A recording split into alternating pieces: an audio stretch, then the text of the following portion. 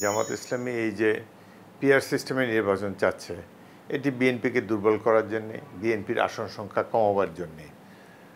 তারা মনে করে যে, এবং এটা বাস্তব যে বাংলাদেশের মানুষ তো এই সিস্টেমে অভ্যস্ত না। তারা একজন ব্যক্তিকে থেকে ভোট দেয়। তারা সুখের দুঃখে আপদ বিপদে একজন ব্যক্তিকেই একটা এলাকায় তার কাণ্ডারি বলে মনে করে। নানা সমস্যা জর্জরিত গ্রামাঞ্চলের মানুষ, তারা যে কোনো আপদ বিপদ দৌড়ে একজন সংসদ সদস্যের কাছে ছুটে যায় এবং তারা তাদের কাছে চয়েস আছে নির্বাচনের মাধ্যমে যে কে তাদেরকে অতীতে সার্ভিস দিয়েছে, কে একজন সৎ ব্যক্তি, তার বাছারও একটা সুযোগ আছে। কিন্তু এখন তো দেখা যাবে তার এলাকায় যিনি এমপি হবেন তিনি তাকে চিনবেনও না।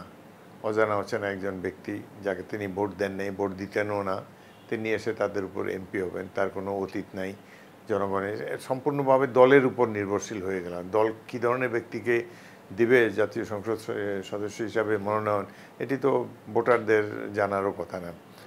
সুতরাং এটি বাংলাদেশের জন্য নিশ্চয়ই সঠিক সিস্টেম নয় বলে আমরা মনে করি।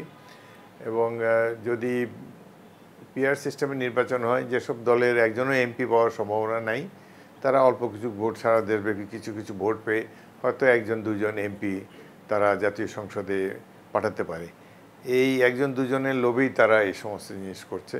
এবং বর্তমান সিস্টেম ইলেকশন হলে তাদের যে জামানত থাকবে না এটা তারা বোঝে। দুরভিসন্ধি হলে বিএনপিকে দুর্বল করো, বিএনপি যেন বেশি শক্তি নিয়ে যেতে না পারে এবং সংবিধান সংশোধন না করতে পারে। 2/3 এই সিস্টেমে কেউ 2/3 আসন গ্রহণ করতে পারবে না যদি পিআর সিস্টেমে ইলেকশন হয়। এটা দিবালোকের মতো স্পষ্ট। বিএনপি মুক্তিযোদ্ধাদের দল, শহীদ রাষ্ট্রপতি জিয়াউর রহমানের দল, স্বাধীনতা ঘোষকের দল। অবশ্যই আমরা ৭১-এর প্রতি সবসময় বিশ্বস্ত থাকব।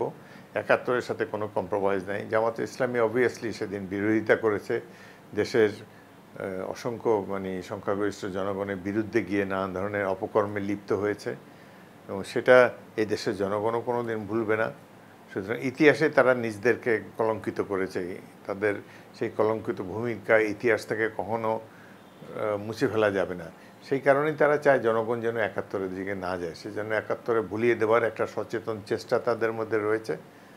তারা মনে করে যে এখনই প্রকৃত অর্থে দেশ স্বাধীন হলো, এতদিন স্বাধীন ছিল না। ৭১ না থাকলে ৭১ উল্লেখ হলেই তারা নানান ধরনের বিড়ম্বনার মধ্যে পড়ে। কিন্তু বিএনপি সবসময় মুক্তিযোদ্ধাদের দল, মুক্তিযুদ্ধের প্রতি একনিষ্ঠ একটি রাজনৈতিক দল। আমরা সবসময় ৭১-এর ভূমিকা নিয়ে গর্ববোধ করব। জামাত হলো অদ্ভুত একটা দল। তারা আওয়ামী লীগের সাথে মিলে বিএনপি বিরুদ্ধে আন্দোলন করেছে, আবার সময় মতো বিএনপির সাথেও ঐক্যবদ্ধ হয়ে রাষ্ট্রীয় সুযোগ সুবিধা পেয়েছে।